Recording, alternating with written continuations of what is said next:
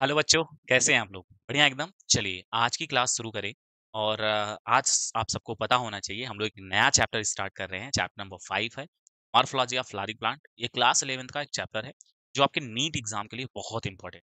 इससे पहले आप सबको पता है कि हम लोगों ने चैप्टर नंबर 4 डिटेल डिस्कस किया है, एनसीईआरटी से डिस्कस किया है और हम श्योर हैं कि जो अपकमिंग एग्जाम है हमारा वहीं से क्वेश्चन आ रहा है जो हमने पढ़ाया है। तो करना क्या है? रिवीजन करना है। चलो छोड़ो उसको, तब छोड़ना उसको नहीं है, अभी के लिए छोड़ दो। हाँ, अभी हम जो चैप्टर नंबर 5 डिस्कस करेंगे मॉर्फोलॉजी ऑफ फ्लावरिंग प्लांट, पहले इसका कुछ बेसिक बात समझ लेते हैं कि ये चैप्टर हमें मतलब पढ़ना क्यों क्यों इम्पोर्टेंट है। तो मॉर्फोलॉजी ऑफ फ्लावरिंग प्लांट ये चैप्टर आपके नीट एग्जाम में इसका वेटेज क्या है? तो हम अगर बताएं तो प्रीवियस 2-3 साल से अगर हम बात करें तो यहाँ 3 से 4 जो क्वेश्चन है इस चैप्टर से एवरी ईयर आ रहे हैं। 3 टू 4 क्वेश्चन और आप समझ सकते हैं कि ये कितना बड़ा वेटेज है। और ये जो चैप्टर अभी हम लोग पढ़ रहे हैं, जैसे हमने प्लांट किंगडम पढ़ा, एनिमल किंगडम पढ़ा, मॉर्फोलॉजी ऑफ फ्लावरिंग प्लांट पढ़ रहे हैं। आगे जो एनाटॉमी ऑफ फ्लावरिंग प्लांट पढ़ेंगे। तो ये चैप्टर ऐसे चैप्टर हैं जो रैंक डिसाइडिंग है क्योंकि इसमें डेटा बहुत है और कई बार कुछ ऐसे टेक्निकल टर्म है जो बच्चों को नहीं समझ आते हैं। तो उसके लिए हम हैं ना, हम पढ़ाएँगे आपको। तो परेशान होने की ज़रूरत नहीं है, जो 3 से 4 क्वेश्चन कैसे चुराने हैं, कहाँ से पूछ सकता है एग्ज़ामिनर आपसे, हम लेक्चर में भी बताते रहेंगे आपको। तो चलिए बिना देरी करते हुए स्टार्ट करें हमारा एक अमेजिंग सा सेशन। और आज की जो टॉपिक है वो बहुत ज़्यादा इम्पोर्टेंट है। तो बिना टाइम वेस्ट करते हुए स्टार्ट करें। चलो, सबसे पहले आपको पता होना चाहिए कि जब हम कोई एक नई यूनिट स्टार्ट करते हैं, तो उसमें एक साइंटिस्ट के बारे में कुछ डिटेल दिया होता है। तो कई बच्चे उसको स्किप कर जाते हैं, पर हमें स्किप नहीं करना है क्योंकि वहां से भी क्वेश्चन आए हैं। पीवाईक्यूज में जाके चेक करना। एनसीईआरटी का ना बच्चों, हर एक लाइन इंपॉर्टेंट है, हर एक लाइन डायग्राम में अगर कुछ लिखा है वो भी इंपॉर्टेंट है। तो एनसीईआरटी में जो साइंटिस्ट हैं इनको भी हमें भूलना नहीं है। तो चलो स्टार्ट करें। एनसीईआरटी में एक यूनिट स्टार्ट से पहले आपको पता है कि साइंटिस्ट का नाम है कैथरीन एसाव। ठीक है, ये एक फीमेल साइंटिस्ट है, कैथरीन एसाव। तो जनरल सी बात बताएंगे इसमें, जिसमें 5 पॉइंट जो आपके एग्जाम में पूछा जा सकता है यहाँ पूरे इस पेज से, वो हम आपको बताएंगे। तो 5 पॉइंट्स वो कौन कौन से हैं उसको हमें चुराना है यहाँ से और अलग से क्या करना है, नोट कर लेना है। तो सबसे पहले आपको करना क्या है, जाके नोट्स अपना लेके बैठो सामने, जब लेक्चर हो रहा है तो उसके उसके साथ ही नोट कर लिया करो। एनसीईआरटी अपने साथ रखो और चेक करो कि हाँ जो सर पढ़ा रहे हैं वो है कि नहीं एनसीईआरटी में। क्योंकि ये चैप्टर अगर प्रीवियस ईयर की बात करें कुछ 2-3 साल से, तो 100% एनसीईआरटी से आ रहा है। तो हमें इससे बाहर जाने की जरूरत भी नहीं है। बस इतना डेटा जितना इसके अंदर है उतना हमें याद हो जाए, इनफ है हमारे लिए। तो पढ़ें। कैथरीन एसाफ का जो जन्म है वो यूक्रेन में हुआ है, पर इनकी जो पढ़ाई है वो एग्रीकल्चर में हुई है। और एग्रीकल्चर में किस देश में हुई है? रशिया और जर्मनी। एग्रीकल्चर एक सब्जेक्ट है जो रसिया और जर्मनी में जाके इन्होंने पढ़ाई की थी। और डॉक्टरेट यानी पीएचडी जो है ये यूनाइटेड स्टेट से किया था इन्होंने। तो यहाँ से कोई क्वेश्चन नहीं आने वाला, लेकिन हाँ इसके बाद का जो इंपॉर्टेंट पॉइंट है, ये अपने डॉक्टरेट करने के बाद ये एक पेपर पब्लिश किए थे। जब ये पेपर पब्लिश किए और वो पेपर किस पर बेस्ड था, तो आपको ये पता होना चाहिए। पहला क्वेश्चन आपका यहाँ से बनेगा, curly top virus. Curly top virus ये प्लांट के अंदर ये अफेक्ट करने वाला वायरस है। और इन्होंने अपने पेपर में बताया कि कर्ली टॉप वायरस स्प्रेड कैसे होता है। तो इन्होंने ये बताया कि कर्ली टॉप वायरस जो है वो फूड कंडक्टिंग वेसल्स के थ्रू स्प्रेड होता है प्लांट में। तो वाया आप देखेंगे, वाया द फूड कंडक्टिंग, जिसको हम फ्लोएम टिश्यू बोलते हैं। आपको पता है ना, दो वेसल्स होती हैं, जाइलम और फ्लोएम। तो इन्होंने बताया कि जो कर्ली टॉप वायरस है वो फ्लोएम टिश्यू के द्वारा क्या होती है, वो स्प्रेड हो रही है प्लांट के अंदर। ठीक है, तो यहां से एक क्वेश्चन बनेगा कि इनका अर्ली पब्लिकेशन किस पर था, तो कर्ली टॉप वायरस पर था। और दूसरा क्वेश्चन यहां से ये बन सकता है इसी से रिलेटेड कि वो किसके थ्रू स्प्रेड हो रहा है, जाइलम, फ्लोएम या दूसरे वेसल्स का नाम दे देगा आपको। तो आपको बताना होगा कि फ्लोएम वेसल्स के द्वारा ये क्या हो रहा है, ये स्प्रेड होता है। तो एक क्वेश्चन यहां से बन गया आपका। दूसरा, इनके बुक, ये दो बुक पब्लिश किए थे, तो दोनों बुक का नाम आपको पता होना चाहिए।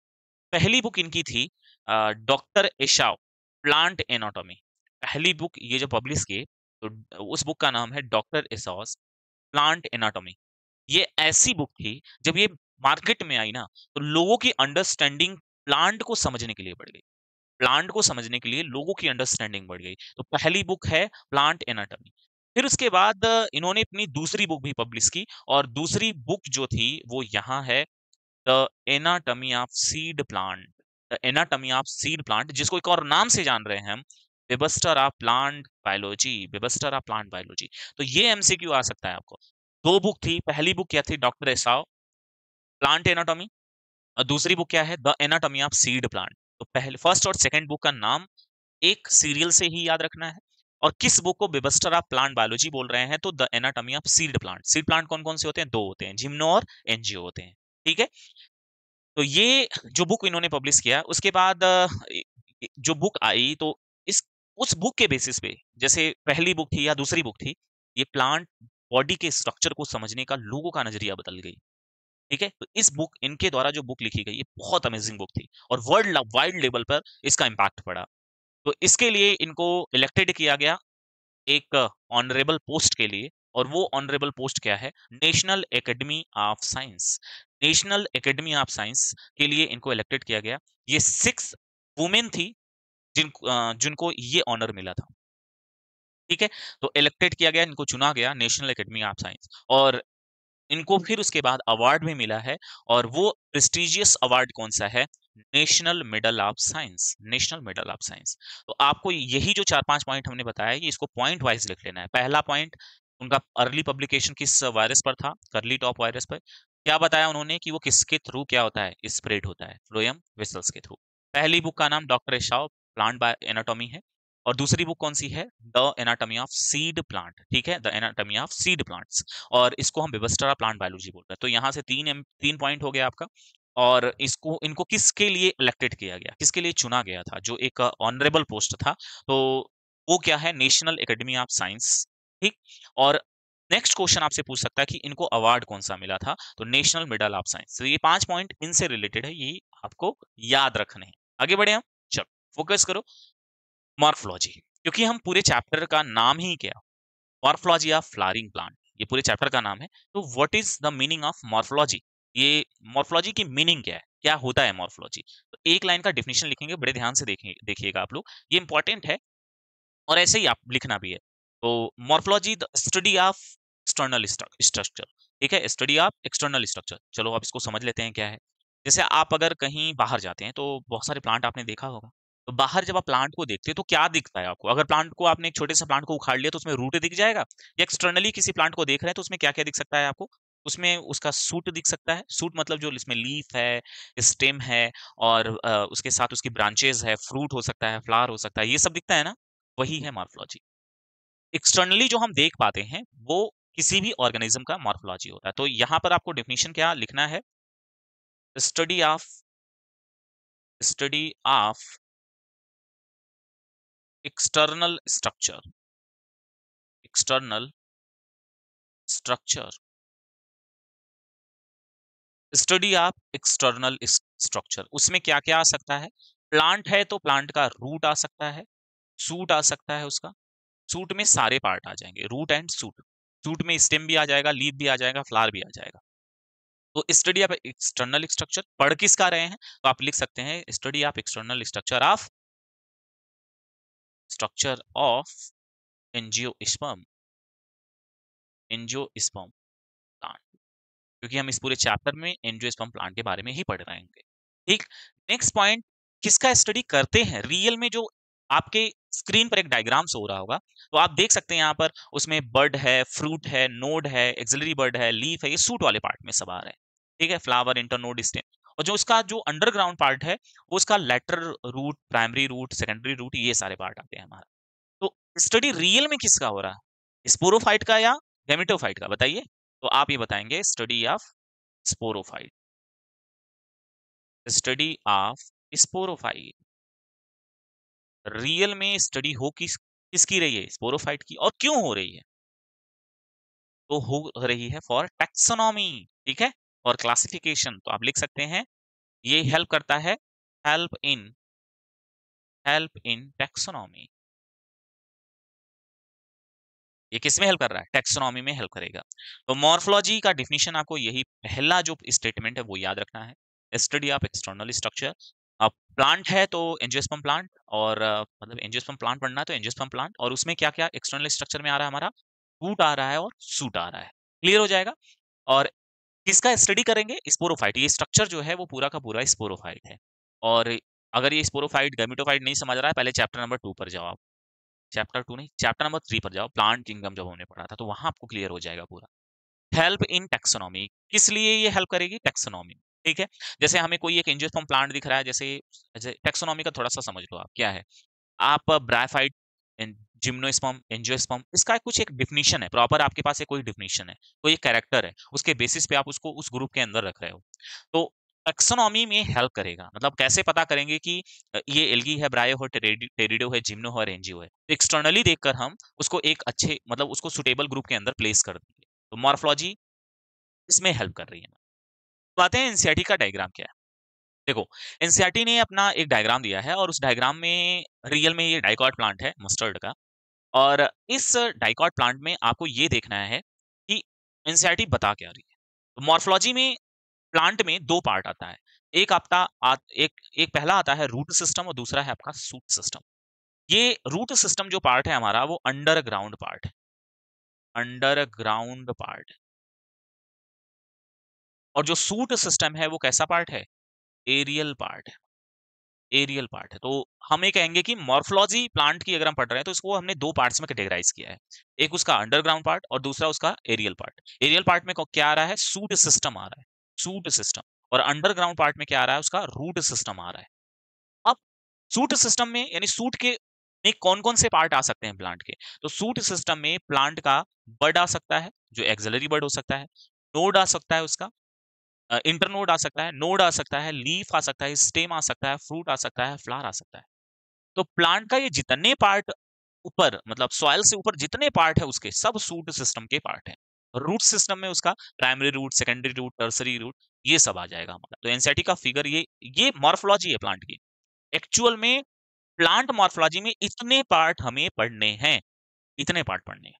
एक्सटर्नली हम इन सारे पार्ट को देख सकते हैं, रूट को भी देख सकते हैं, बड को भी देख सकते हैं, इंटरनोड को देख सकते हैं, लीफ को देख सकते हैं, फ्लावर को देख सकते हैं, सीड उसके फ्रूट को देख सकते हैं, है ना?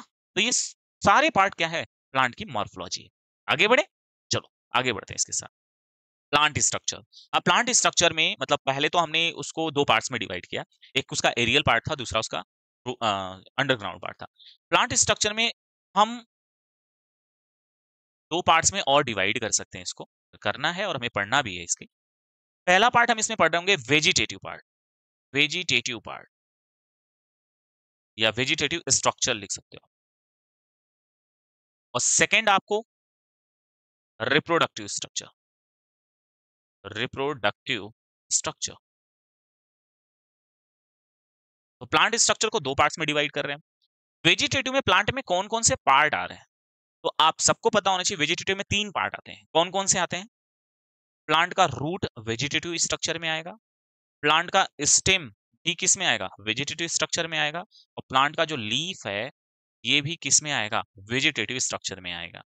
रिप्रोडक्टिव स्ट्रक्चर की बात करें तो प्लांट का जो फ्लावर होता है, फ्लावर, ये उसका क्या होता है? रिप्रोडक्टिव यूनिट होती है। और आप सबको पता है फ्लावर से ही क्या बनता है उसमें? फ्लावर से ही फ्रूट बनता है। और फ्रूट के अंदर क्या बनता है? सीड बनता है। तो ये जो 3 पार्ट हैं इसके, ये रिप्रोडक्टिव स्ट्रक्चर में आ जाएंगे।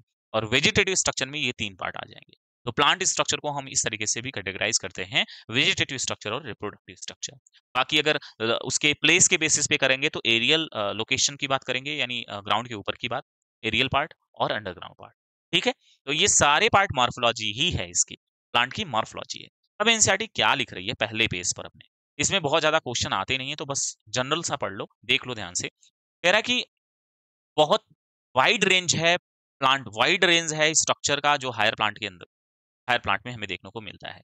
और जो एंजियोस्पर्म है, वो शो करते हैं लार्ज डाइवर्सिटी, जो एक्सटर्नली हमें उनके स्ट्रक्चर दिखते हैं, बहुत सारी वैरायटीज दिखती है उनमें। एक्सटर्नली हम देखेंगे तो अलग अलग स्ट्रक्चर दिखता है हमको।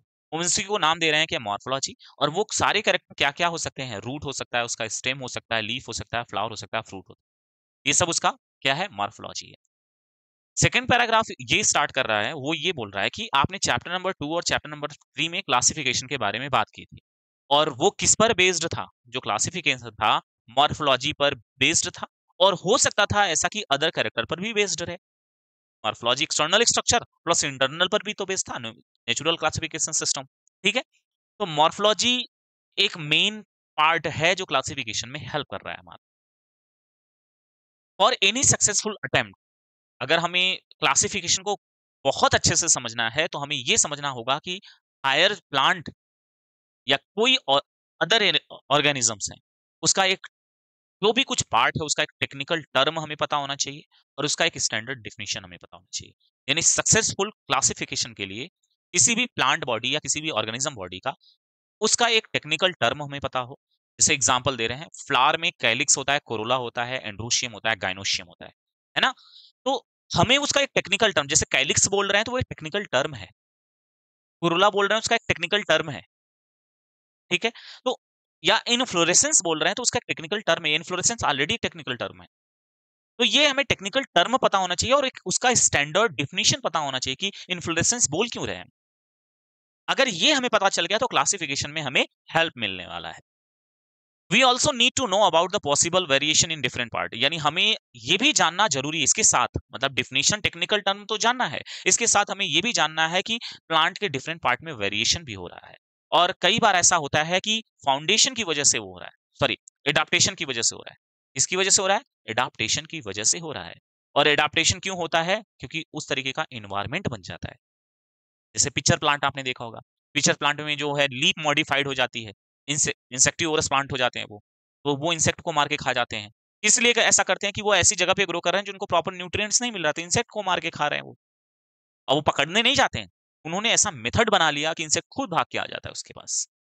विनस फ्लाई ट्रैप, है ना? तो ऐसे बहुत सारे प्लांट है। तो एडाप्टेशन क्यों हुआ है? क्योंकि इन्वायरमेंट की कंडीशन ऐसी आ गई, कंडीशन ने उसको ऐसा बना दिया कि उसको अडॉप्ट करना पड़ा। और किस किस लिए अडॉप्ट करना पड़ा? तो देखो, वेरियस हैबिटाट में एडाप्टेशन होता है, जैसे अपने प्रोटेक्शन के लिए हो सकता है, जैसे आपने कैक्टस में देखा होगा कांटे लग जाते हैं, तो प्रोटेक्शन में भी हेल्प करता है। दूसरा, ट्रांसपिरेशन को भी रोकने में हेल्प करता है, क्योंकि ऐसी जगह वो ग्रो करता है जहां पर वाटर की डिफिशियंसी, वाटर की कमी होती है। क्लाइंबिंग, स्टेम मॉडिफाइड होकर टेंड्रिल बनाता है, जिसमें वीक स्टेम है ना, अब वो ऊपर कैसे जाए? सूट सिस्टम तो ऊपर ही ना जाता है, पॉजिटिव फोटोट्रोपिज्म को शो करता है, अब वो ऊपर कैसे जाए? तो ऊपर जाने के लिए उसमें मॉडिफिकेशन होगा, टेंड्रिल बन गया, ऐसे सर्कुलर सर्कुलर सर्कुलर, जो अगर किसी भी एक ट्री को पकड़ लिया या कोई और एक स्ट्रॉन्ग कोई वुड है उसको पकड़ लिया, उसके हेल्प से वो चढ़ के ऊपर चला जाएगा। वेजिटेबल देखिए, कोई छोटा सा सहारा दे दीजिए, ऊपर बहुत ऊपर तक जा सकता है वो। तो वो किसका मॉडिफिकेशन हो गया? स्टेम वाले पार्ट का मॉडिफिकेशन हो गया। स्टोरेज, पोटैटो खायो? सबने खाया सर, कौन सी बड़ी बात है इसमें? तो पोटैटो क्या है? स्टेम है, वो अपने अंदर फूड स्टोर करने की वजह से स्वेल कर गया है। तो एडाप्टेशन हुआ क्यों? क्योंकि एनवायरनमेंट की कंडीशन वो थी। तो हमें पता होना चाहिए कि किसका एडाप्टेशन हुआ है, किसका मॉडिफिकेशन हुआ है हमारे लिए। अब ये कह रहा है कि इफ यू पुल आउट, अगर आप किसी वीड को पुल करते हो, वीड या अनवांटेड प्लांट जिसको बोलते हैं, जैसे हमारे खेतों में घास हो जाते हैं, अनवांटेड प्लांट, किसी ऐसे प्लांट को मत उखाड़ लेना जो हमारे लिए इंपॉर्टेंट है। वीड इंपॉर्टेंट नहीं होता है हमारे लिए, अनवांटेड इसलिए क्योंकि वो हमारे फसलों को नुकसान पहुंचाता है। तो जो वीड है उसी को उखाड़ के देखना है। तो ये कह रहा है कि वीड उखाड़ कर देखो। पता चला, बता दिया हमने कि कोई एक प्लांट उखाड़ के देख लो, तो पता चला कोई आसपास कोई अच्छा सा प्लांट है, नीम है, मैंगो है, उसी को उखाड़ के देख रहे हो, खराब हो गया ना वो तो हमारे लिए वांटेड था। अनवांटेड प्लांट को उखाड़ो, जो वीड होता है। तो उसमें देखना क्या है? उसमें देखिए आप कि उसके पास रूट है, स्टेम है और लीफ है। और अगर ऐसा भी होता है कि उसके पास अगर फ्लावर भी हो सकता है, फ्रूट भी हो सकता है। 3 पार्ट तो मेनली आपको दिख जाएँगे, रूट, स्टेम एंड लीफ। लेकिन इसके साथ-साथ आपको अगर अगर उसका एक ऐसा कंडीशन, ऐसा टाइम है जहाँ पर उसमें फ्लावरिंग हुई है, तो उसमें फ्लावर और फ्रूट भी देखने को मिलेगा। द अंडरग्राउंड पार्ट जो फ्लावरिंग प्लांट का है उसको हम बोलते हैं शूट सिस्टम, और जो उससे ऊपर का पार्ट होता है उसको बोलते हैं root system. Sorry, underground part हमारा रूट सिस्टम है, और जो एरियल पार्ट है उसका शूट सिस्टम, अभी-अभी हमने पढ़ा है इसको। ठीक है? तो इस पेज से बहुत क्वेश्चन नहीं आ रहे, पर ये पेज ये बता रहा है कि हमें आगे पढ़ना है और क्यों पढ़ना है। ठीक? तो चलो स्टार्ट करें हमारा जो अब ये जो टॉपिक हम पढ़ने जा रहे हैं, ये इंपॉर्टेंट है। तो उसने कहा कि वीड उखाड़ कर देखो, रूट सिस्टम मिलेगा। अब रूट में हमें पढ़ना है, रूट डिटेल करना है हमको, जहाँ से एमसीक्यू आते हैं हमारे। रूट, पहले रूट को समझने से पहले ना सीड को समझ लेते हैं। आप सबने सीड देखा है? तो एक डायग्राम यहाँ ड्रॉ कर रहे हैं। ये एक सीड है। सीड का एक एंडोस्पर्म पार्ट होता है जिसको वो फूड प्रोवाइड करता है। तो मान लेते हैं ये वाला इतना पार्ट इसका एंडोस्पर्म पार्ट है, ये एंडोस्पर्म है जो उसको फूड देगा। लेकिन ये इतना पार्ट मान लो उसका एम्ब्रियो एम्ब्रियो है। इसमें दो पार्ट होते हैं। इसमें कितने पार्ट होते हैं? दो पार्ट होते हैं। एक होता है उसका रेडिकल, एक पार्ट को हम बोलते हैं रेडिकल, और दूसरा पार्ट होता है उसको हम बोलते हैं प्लीम्यूल। तो रूट सॉरी सीड में ये स्ट्रक्चर किसका है? सीड का है, सीड का है। तो जो सीड होता है, अब ये जो एंडोस्पर्म है ना, वो जो इसका एम्ब्रियो है जहां से प्लीम्यूल और रेडिकल बन रहे हैं, उसको वो फूड देगा ताकि वो ग्रो कर सके। तो हम उसकी बात नहीं करते एंडोस्पर्म का, हम अभी बात कर लेते हैं सीड का। सीड में एम्ब्रियो का, एम्ब्रियो में दो पार्ट है, रेडिकल एंड प्लीम्यूल। रेडिकल से क्या बनेगा बच्चे? रेडिकल से बनेगा रूट। रेडिकल क्या बनाएगा? रूट बनाएगा। जनरली ऐसा होता है कि रेडिकल क्या बनाता है? रूट बनाता है। और प्लीम्यूल क्या बनाएगा? प्लीम्यूल बनाएगा सूट। यानी जो इसमें स्टेम आप प्लांट में स्टेम बनते हुए देखे हैं, वो उसका सूट कौन बना रहा है? सूट कौन बना रहा है? प्लूम्यूल बना रहा है। रेडिकल क्या बना रहा है? रूट बना रहा है। तो हेडिंग हम पढ़ रहे हैं रूट, तो रूट को हमें समझना पड़ेगा। और इसको इस तरीके से भी समझना है कि हमारे एग्जाम में यहां से एमसीक्यू आते हैं। तो सबसे पहला क्वेश्चन, और जनरली ऐसा होता है,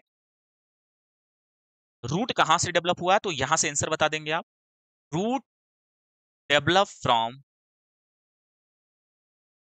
डेवलप्ड फ्रॉम रेडिकल। रूट कहां से डेवलप हुआ? रेडिकल से। पहला पॉइंट इसका हो गया।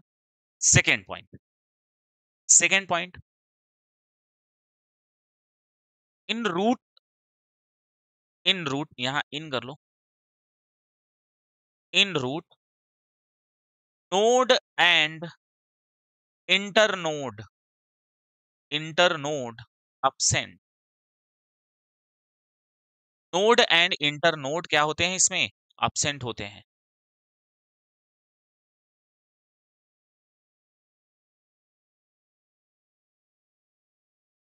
इंटरनोड अपसेंट होता। अब ये है क्या? ये इंटरनोड कौन सी बला आ गई? चलो देखते हैं। मान लो ये एक प्लांट का स्टेम है और नीचे इसका रूट है, ये रूट है। तो प्लांट में आपने देखा होगा कि ऐसे, शुगर केन देखा आपने? शुगर केन, तो इस तरीके का स्ट्रक्चर दिखता होगा आपको, दिखता है ना? इस वाले पार्ट को हम बोलते हैं नोड। तो ये दूसरा नोड हो गया, दूसरा नोड। बिटवीन नोड जो आप स्ट्रक्चर देख रहे हैं इसको बोलते हैं इंटरनोड। ये इसका इंटरनोड। और ये इंटरनोड और नोड जो है ना, इस रूट वाले पार्ट में नहीं है, एब्सेंट है। इंटरनोड जो है और नोड जो है, ये दोनों पार्ट एब्सेंट है। किसमें एब्सेंट है? रूट वाले पार्ट। ठीक है, तो चलो इसको इरेज करते हैं। समझ आ गया ना? चलो फोकस करो, आगे देखो। थर्ड पॉइंट आपको ये याद रखना है, इसमें जो रूट होता है, रूट शो, क्या शो करता है? Negative, negative phototropism. Phototropism, phototropism क्या है? लाइट से दूर भागता है। तो निगेटिव फोटोट्रोपिज्म को ये शो करता है। लाइट से दूर भाग रहा है, नीचे जा रहा है। ठीक है। और क्या शो करता है? And show positive geotropism, geotropism. ये पॉजिटिव जियोट्रोपिज्म को शो करता है। मतलब ऐसे मान लो कि ये ग्रेविटी की तरफ जा रहा है। क्या हो गया? सॉइल के अंदर जाता है ना, रूट सॉइल के अंदर हमेशा जाता है। तो ये पॉजिटिव जियोट्रोपिज्म को शो कर रहा है। और वाटर के तरफ जाता है तो आप यहां लिख सकते हो कि पॉजिटिव हाइड्रोट्रोपिज्म को शो करता है। क्लियर है इतना? ठीक है। तो निगेटिव फोटोट्रॉपिक होता है, तो आप फोटोट्रॉपिक ही लिख लो इसको। ठीक है, फोटोट्रॉपिक जियोट्रॉपिक ऐसे लिख सकते हो आप इसमें। ठीक, कर लेना आप। नेक्स्ट क्या है? रूट जो होता है जनरली कैसा होता है?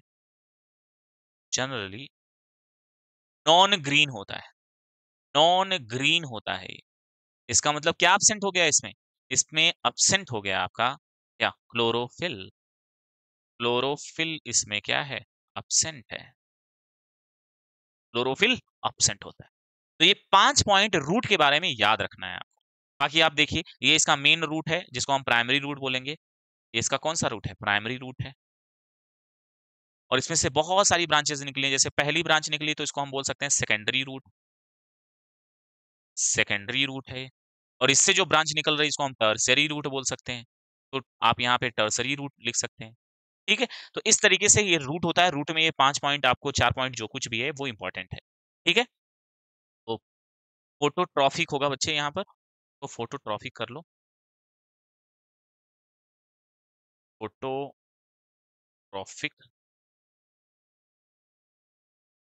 ये हो जाएगा आपका जियो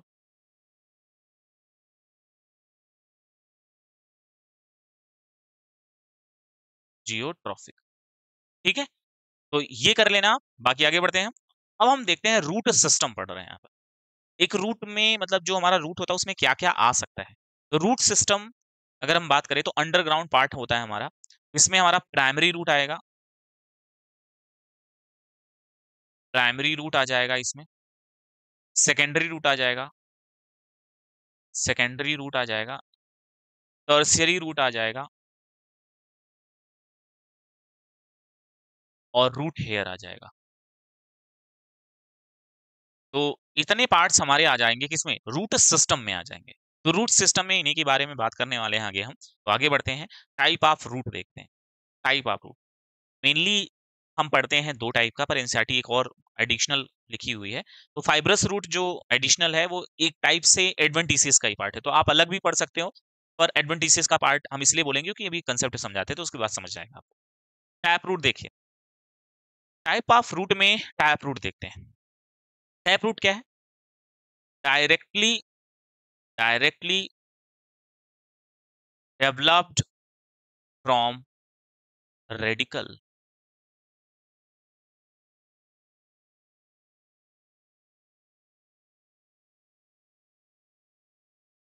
डायरेक्टली डेवलप फ्रॉम रेडिकल। आपने अभी सीड देखा था, सीड सीड वाले पार्ट में एम्ब्रियो से दो पार्ट था, रेडिकल और प्लीम्यूल।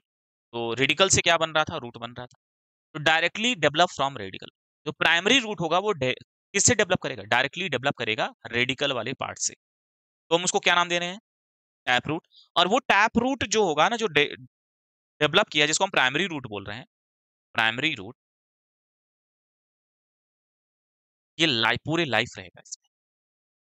और इस टाइप का रूट जो सिस्टम मिलेगा हमको, वो किस टाइप के प्लांट में मिलता है। एग्जाम्पल की बात करें अगर, तो हमें डाइकॉट के प्लांट में, जो डाइकॉट प्लांट है उसके अंदर हमें किस टाइप का रूट मिलता है, टैप रूट मिलता है। इसमें प्राइमरी रूट होता है। प्राइमरी रूट से अगर ब्रांचेस बन गए हमारे, तो ये हो जाएगा हमारा सेकेंडरी रूट, सेकेंडरी रूट हो जाएगा। और इससे भी अगर ब्रांचेस बन रहे हैं तो उसको हम बोलेंगे tertiary root.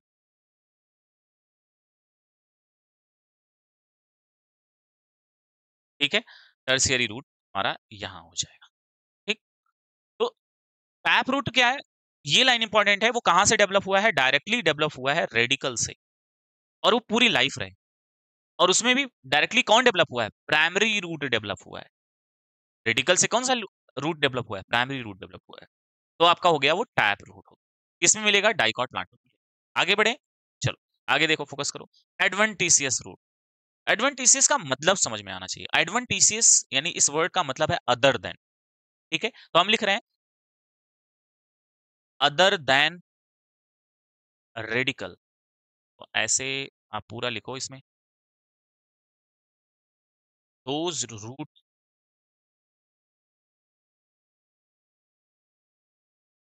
System develop from developed from other than other than radical। अगर रेडिकल के अलावा वो कहीं से बन रहा हो, कहीं से भी बन रहा हो, उस रूट को हम क्या बोलेंगे, एडवेंटिशियस रूट। यानी ऐसे रूट जो डेवलप रूट तो है वो, पर वो रेडिकल से नहीं बने, यानी सीड वाले पार्ट से नहीं बने डायरेक्टली, वो किसी और पार्ट से बन गए। तो वो उसको हम क्या नाम दे रहे होंगे, एडवेंटिशियस रूट। अब एनसीईआरटी में एक एग्जांपल है फाइब्रस रूट का। फाइब्रस, इसको आप ना अलग से भी पढ़ सकते हो, एडवेंटिशियस के अंदर इसलिए रखना है कि उसमें आप देखो ये एग्जैक्टली वो लाइन आई हुई है एग्जाम में आपके। फाइब्रस रूट जो है उसमें क्या होता है कि प्राइमरी जो रूट होता है रेडिकल से तो डेवलप होता है वो शॉर्ट लिव्ड होता है, मतलब बहुत कम समय के लिए होता है, फिर वो रिप्लेस्ड हो जाता है। तो base of stem, fibrous root कहाँ से बन रहा है? जो फाइब्रस रूट है वो बन कहाँ से रहा है? बेस ऑफ, अगर हम फाइब्रस रूट की बात कर रहे हो तो फाइब्रस रूट बन कहाँ रहा है? बेस ऑफ स्टेम से, बेस ऑफ स्टेम से बन रहा है बच्चे, बेस ऑफ स्टेम से बन रहा है। तो क्या ये अदर देन रेडिकल नहीं हुआ? अदर देन रेडिकल ये भी हुआ, तो एक तरीके से एडवेंटिशियस रूट ही है। एक तरीके से क्या है? एडवेंटिशियस रूट है, क्योंकि हम क्या पढ़ रहे हैं? एडवेंटिस other than radical, base of stem से अगर रूट बन रहा है तो वो अदर देन रेडिकल ही तो हुआ। तो आप इसको अलग भी पढ़ सकते हो, पर एक तरीके से कंसेप्चुअली ये किसका पार्ट है? एडवेंटिशियस का पार्ट है। ठीक है, तो इसमें क्या होता है, बहुत सारे फाइबर्स, मतलब नंबर ऑफ रूट उसमें से बन जाते हैं उसके बेस वाले रीजन से। किस प्लांट में मिलेगा? एग्जाम्पल की बात करें तो ये इस टाइप का जो प्लांट रूट है वो मिलता है हमको मोनोकॉट प्लांट में। किस टाइप के प्लांट में मिलेगा ये? Monocot plant. कुछ और एग्जाम्पल देख लो।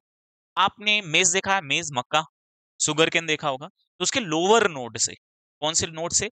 लोअर नोड से, लोअर नोड से सपोर्टिंग इस रूट बन जाता है। देखो ये सपोर्टिंग रूट बन रहा है, यहाँ पर सपोर्टिंग रूट बन जा रहा है जो उसको सपोर्ट करता है। तो अदर देन रेडिकल ये भी तो हो गया, तो हो गया ना आपका ये क्या? एडवेंटिशियस। पोटैटो देखा आपने, पोटैटो को आई से जो है एक स्टेम वाला पार्ट निकलता है, सूट वाला पार्ट उसका निकलता है, और वहीं से रूट वाला भी पार्ट निकलता है, तो वो तो सीड है नहीं, अदर देन रेडिकल ये भी हो गया। ब्रायोफिल्म आपने देखा, ब्रायोफिल्म या ब्रायोफाइलम बोल सकते हैं आप उसमें। तो उसके इस वाले रीजन से आप देखेंगे इसमें सूट बन जाता है इस तरीके से, और इसमें रूट भी तो बनता है। अदर देन रेडिकल तो ये भी हो गया। तो जितने भी रूट अदर देन रेडिकल से, जैसे आपने बनियान ट्री देखा होगा, उसके ब्रांचेस से, जो उसके ब्रांचेस होते हैं वहां से रूट बन के नीचे आता है फॉर सपोर्ट, तो वो भी क्या है? अदर देन रेडिकल, वो भी एडवेंटिशियस रूट हो गया। तो एडवेंटिशियस क्या हो गया? अदर देन रेडिकल, जितने भी रूट आपको दिखते हैं सब के सब किस में आ जाएंगे? एडवेंटिशियस रूट में आ जाएंगे। क्लियर है ना इतना? चलो, अब आते हैं हम एनसीईआरटी का एक डायग्राम देख सकते हैं जो आपके एग्जाम में, मतलब आपके एनसीईआरटी में है। टाइप्स ऑफ रूट में आप देख सकते हैं, टैप रूट है, फाइब्रस है और एडवेंटिशियस है। टैप रूट में एक मेन रूट प्राइमरी रूट है, उससे ब्रांचेस निकली हुई है, तो मेन रूट हमारा प्राइमरी रूट, ये किससे डेवलप हुआ है? रेडिकल से। फाइब्रस रूट पहले प्राइमरी रूट तो था, इसमें रेडिकल से तो डेवलप हुआ था, पर वो शॉर्ट लिव्ड था। बाकी जितने भी उसके बाद वो खत्म हो गया, तो जो उसका बेस ऑफ स्टेम था वहां से बहुत सारे रूट बन गए, और ये किस टाइप के प्लांट में मिलता है हमको? मोनोकॉट प्लांट में मिलता है, मोनोकॉट प्लांट में मिलेगा ये। और बाकी आप देखते हैं ग्रासेस होती हैं, तो ग्रासेस में आप देखेंगे उसमें इस तरीके से रूट दिखती हैं आप, तो ये कौन सा रूट हो गया? एडवेंटिशियस। जैसे फाइब्रस भी एडवेंटिशियस है, क्योंकि बेस ऑफ स्टेम से बन रहा है, तो वो भी इसी का पार्ट है। पर अलग भी पढ़ सकते हैं आप इसको, तो अलग ही पढ़ लो चाहे एक में पढ़ लो। कंसेप्चुअली किसका पार्ट है? वो एडवेंटिशियस का है। अब आते हैं एनसीईआरटी टाइम में हमारी एनसीईआरटी इसके बारे में क्या लिखी हुई, तो फोकस करना, ध्यान से देखना। Tap root system as seen in mustard, mustard कैसा प्लांट होगा? फिर टैप रूट किसमें मिलता है? डाइकॉट, तो मस्टर्ड कैसा हो गया? डाइकॉट हो गया। इन मोनोकोटिलिडॉन्स जो प्लांट होते हैं उसका प्राइमरी रूट शॉर्ट लिव्ड होता है, मतलब बहुत कम टाइम तक जीता है वो, एंड रिप्लेस्ड हो जाता है लार्ज नंबर ऑफ रूट से, और these root originate from the base of the stem. ये रूट कहाँ से ओरिजिनेट होते हैं? बेस ऑफ स्टेम से, और इसके लिए हम एक साथ उसको हम बोलते हैं fibrous root. Base of stem से ओरिजिनेट हो रहे हैं तो फाइब्रस रूट है, लेकिन है पार्ट किसका? एडवेंटिशियस का। ये कहाँ देखा जाता है? वीट के अंदर। वीट ग्रास फैमिली के अंदर आती है, मतलब हम उसको पोएसियाई फैमिली में रखते हैं, पर ग्रास का ही पार्ट है, जैसे वीट हो गया, पैडी हो गया, मेज हो गया। ठीक है, तो ये सब ग्रास पार्ट में हम पढ़ते हैं, ग्रास फैमिली के अंदर पढ़ते हैं इसको। तो ये होगा उसके अंदर किस टाइप का रूट हो गया? फाइब्रस रूट हो गया आपका। और देखो यहाँ पर, in some plant like grass, monstera, banyan tree, ये ऐसे भी प्लांट हैं कुछ जिसमें अदर देन रेडिकल से भी मतलब रूट बनता है। बनियान ट्री में आप देखे होंगे उसके ब्रांचेस से रूट बन रहा है। मोन्स्टेरा उसके ब्रांच नोड से रूट बन रहा है उसमें। ग्रासेस के नोड से रूट बनता है, ग्रासेस हॉरिजॉन्टली चल रही हैं, उसमें ग्रासेस से उसके नोड से रूट बनता है। तो बनियान ट्री जो है वो डाइकॉट प्लांट है, उसमें टैप रूट भी है, लेकिन जब ब्रांच से रूट बन जा रहा है तो उसको हम क्या बोलेंगे? एडवेंटिशियस रूट हो गया। उस टाइप के रूट को हम, क्योंकि ये कहाँ से बन रहा है अदर देन रेडिकल से, तो हम इसको बोल रहे हैं एडवेंटिशियस रूट। ठीक है, एडवेंटिशियस रूट। और मेन फंक्शन है, ये इंपॉर्टेंट है, जो यहाँ दिया हुआ है, वैसे हम पढ़ने वाले भी हैं आगे। तो मेन फंक्शन रूट का क्या क्या है? तो पहला फंक्शन है absorption of water and minerals. पहला काम है इसका अब्जॉर्ब करना वाटर मिनरल्स को। कहाँ से अब्जॉर्ब करेगा? सॉइल से। दूसरा इसका फंक्शन क्या है? प्रोवाइड अ प्रॉपर एनकरेज, ये प्रॉपर एनकरेज सपोर्ट प्रोवाइड करे उसको, सहारा प्रोवाइड करे। And third function is storing of reserve food material, यानी अपने पास ये फूड मटेरियल को रिजर्व करके रखता है, स्टोर करके रखता है। और लास्ट इसका फंक्शन है synthesis of plant growth regulators, यानी प्लांट हार्मोन को भी बनाता है। ठीक है, तो एनसीईआरटी ने इतना लिखा है। अब आगे बढ़ते हैं। रीजन ऑफ द रूट में कितने रीजन होते हैं? एनसीईआरटी का डायग्राम आपकी स्क्रीन पर दिख रहा होगा। मेनली होते हैं 3 रीजन। इसमें कितने रीजन होते हैं? 3 रीजन होते हैं। पहला हम पढ़ रहे हैं रीजन ऑफ मेरिस्मेटिक, सेकंड है रीजन ऑफ इलोंगेशन, और थर्ड है हमारा रीजन ऑफ मैचुरेशन। तो फोकस करना। और रीजन ऑफ मेरिस्मेटिक को, उसके अपेक्स रीजन को एक कवरिंग, एक कैप उसको कवर करके रखती है, जिसको रूट कैप बोलते हैं। इसका शेप पूछ लेता है आपसे, तो इसका शेप है थिम्बल शेप। किस शेप में है ये? Thimble shape. थिम्बल शेप्ड है। ये आया था नीट में, क्वेश्चन आया था, thimble shape structure, root cap का स्ट्रक्चर है थिम्बल शेप। और रूट कैप absent होता है कुछ प्लांट में, तो आप यहां कर लो, रूट कैप absent इन, कहां कहां पर होगा? तो ये absent हो जाएगा आपका एक्वेटिक प्लांट में, एक्वेटिक प्लांट, या आप देख सकते हैं एरियल रूट, एरियल जो हवा में रूट है उसमें absent होगा। Secondary root, secondary root, tertiary root, tertiary root, तो इन जगहों पर रूट कैप absent है। प्राइमरी रूट में रूट कैप है और शेप उसका क्या है? थिम्बल शेप है। अब देखो यहाँ ऊपर रूट हेयर है। जोन ऑफ मैचुरेशन में रूट हेयर प्रॉपर ग्रो कर जाता है, जोन ऑफ इलोंगेशन से ग्रो करना स्टार्ट करता है, पर प्रॉपर ग्रोथ कहाँ मिलती है? Zone of maturation. अगर आपको लोकेशन कोई पूछे तो जोन ऑफ मैचुरेशन बताना है रूट हेयर का। ठीक है, तो फोकस करना, आगे देखते हैं। पहला पॉइंट हम इसमें जोन ऑफ मेरिस्मेटिक या रीजन ऑफ मेरिस्मेटिक पढ़ते हैं। फर्स्ट हेडिंग इसमें zone of meristematic, meristematic, zone of meristematic. पहला पॉइंट ये है कहां पर? तो ये है जो अपेक्स रीजन है, जो thimble shaped cup cap, root cap है, फ्यू मिलीमीटर अबव, ऊपर, तब सॉइल से ऊपर, फ्यू मिलीमीटर ऊपर, जोन ऑफ मेरिस्मेटिक है। यहाँ की जो सेल है, ये देखो इंपॉर्टेंट पॉइंट है, ये इस बार क्वेश्चन आया था नीट 23 में। सेल इसकी स्मॉल होती है, कैरेक्टरिस्टिक्स पूछा था या फीचर पूछा था किसका? मेरिस्मेटिक का। सेल स्मॉल है, शेप इसका कैसा हो सकता है? राउंड या ओवल हो सकता है, oval shaped. Second, thin cell wall, cell wall इसमें कैसी है? थिन है, यानी प्राइमरी सेल वॉल है। सेल वॉल इसकी कैसी है? प्राइमरी सेल वॉल है। ठीक है। Third, dense cytoplasm, dense protoplasm लिखेंगे, प्रोटोप्लाज्म। एंड फोर्थ जो सबसे इंपॉर्टेंट फीचर है, ये हेल्प करता है रिपीटेड डिवीजन में, रिपीटेड डिवीजन। तो जोन ऑफ मेरिस्मेटिक में जो सेल होती हैं, ये फास्ट रिपीटेड, मतलब कंटिन्यू डिवाइड कर सकती हैं। क्या कर सकती हैं? कंटिन्यू, रिपीटेड डिवीजन होता है, बार बार डिवीजन होता है इसमें। सेल की साइज स्मॉल होती है, ओवल शेप या राउंड शेप हो सकती है। सेल वॉल इसका कैसा होगा? थिन सेल वॉल होगा और प्राइमरी सेल वॉल होगा। ठीक है, तो क्योंकि प्लांट में primary, secondary, tertiary cell wall बनता है, तो अभी के लिए इतना जान लो कि सेल वॉल इसका कैसा होगा? प्राइमरी सेल वॉल होगा। प्रोटोप्लाज्म इसका कैसा होगा? डेंस प्रोटोप्लाज्म होगा। तो ये जोन ऑफ मेरिस्मेटिक में जो सेल हैं, ये हाईली डिविजिबल सेल हैं, बार बार डिवीजन करती है। ठीक है, आगे बढ़ते हैं। Zone of elongation, zone of elongation of few millimetre of, किसमें होगा? फ्यू मिलीमीटर मेरिस्मेटिक से एबव ऊपर हो। इसमें क्या होता है? This zone responsible for growth, तो आप लिख सकते हैं this zone responsible for growth. ये ज़ोन रिस्पॉन्सिबल होता है ग्रोथ के लिए। इसमें जो स्मॉल सेल, जो मेरिस्मेटिक में स्मॉल सेल थी, इसकी साइज़ इंक्रीज़ होती है। क्या होती है? इसकी साइज़ इंक्रीज़ होगी, साइज़ इंक्रीज़ होगी। अगर साइज़ इंक्रीज़ होगी, तो सिंपल सा मतलब है ये रिस्पॉन्सिबल होगा किसके लिए? ग्रोथ के लिए।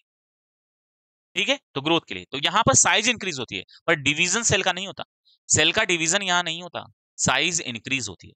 जब साइज़ इंक्रीज़ होगी तो जब ये मैच्योर होने लगेगा, तो वो चला जाएगा ज़ोन ऑफ मैच्योरेशन में। तो ये लार्जेस्ट ज़ोन है ये, ज़ोन ऑफ मैच्योरेशन, ये लार्जेस्ट ज़ोन है। और इस ज़ोन में अगर हम बात करें, एक बार डायग्राम एक ड्रॉ कर दे रहे हैं। ये एक रूट सिस्टम है इसका, और यहाँ इसका रूट कैप है, ठीक? ये डिवाइडिंग ज़ोन ऑफ मेरिस्मेटिक है, ज़ोन ऑफ इलॉन्गेशन हो गया, और इस जगह पे रूट हेयर देखने को, हेयर, हेयर। तो ये हो गया हमारा रूट हेयर, हेयर। ये किसमें हेल्प कर रहा है? Absorption of water and minerals. ये वाटर मिनरल्स एब्जॉर्प्शन में हेल्प कर रहा है। लार्जेस्ट जोन में होता क्या है कि जो ये जोन ऑफ इलोंगेशन है, यहाँ से सेल की साइज इंक्रीज होगी तो ये मैच्योर होगा। जब ये मैच्योर होगा तो ऐसे कंडीशन में फिर वो किस जोन में पहुंच चुका होगा? जोन ऑफ मैच्योरेशन में पहुंच चुका। हम आपसे एक क्वेश्चन पूछ रहे हैं, तो बता भी रहे हैं आपसे, जोन ऑफ इलोंगेशन ये रिस्पॉन्सिबल है ग्रोथ के लिए, पर रिचुअल में ग्रोथ होती किसकी है? जोन ऑफ मैच्योरेशन की। देखो, जोन ऑफ इलॉन्गेशन इतना ही है। अगर इसमें सेल मैच्योर हुई ना, ये साइज में बड़ी हो गई। अगर मैच्योर हुई तो वो फिर कहाँ पहुंच गई है? वो पहुंच गई है जोन ऑफ मैच्योरेशन में। तो जोन ऑफ मैच्योरेशन है, लार्जेस्ट जोन है, और ये रिस्पॉन्सिबल होता है, किसके लिए रिस्पॉन्सिबल होता है?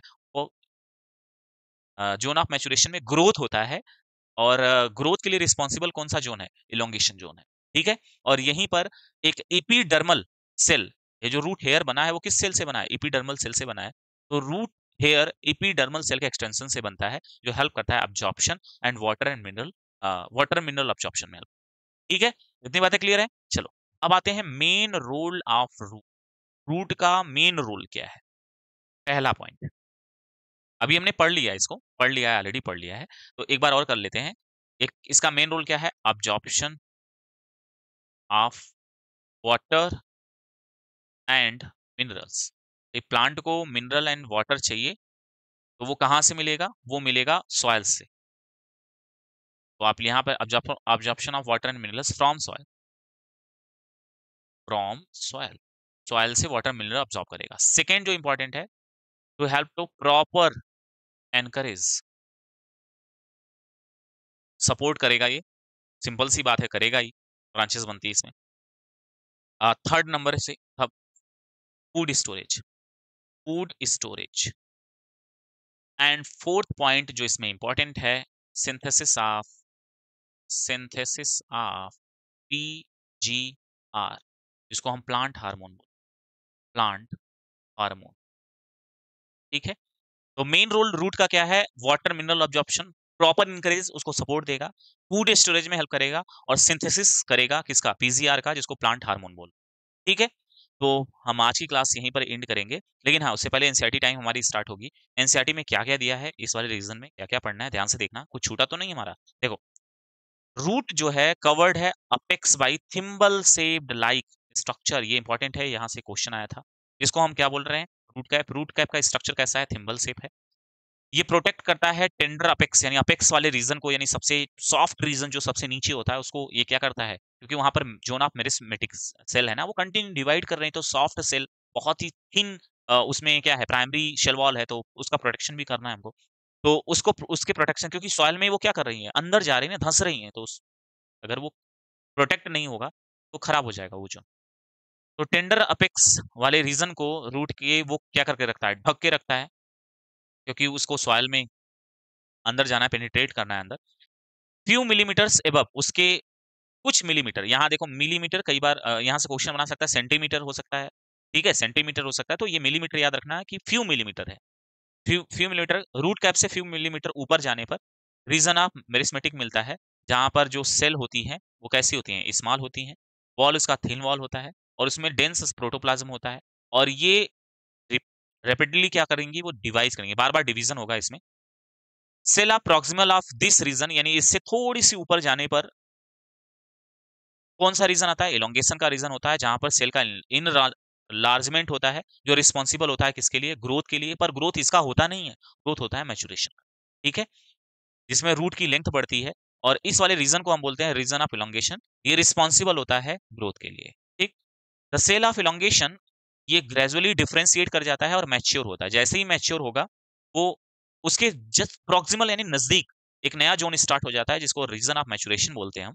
और फ्रॉम दिस रीजन यहाँ एपिडर्मल सेल होती है, जहां से very fine and delicated thread like structure का फॉर्मेशन होता है, जिसको हम क्या नाम दे रहे हैं? Root hair. और रूट हेयर हेल्प कर रहा है absorption of water and minerals, कहाँ से? सॉइल से।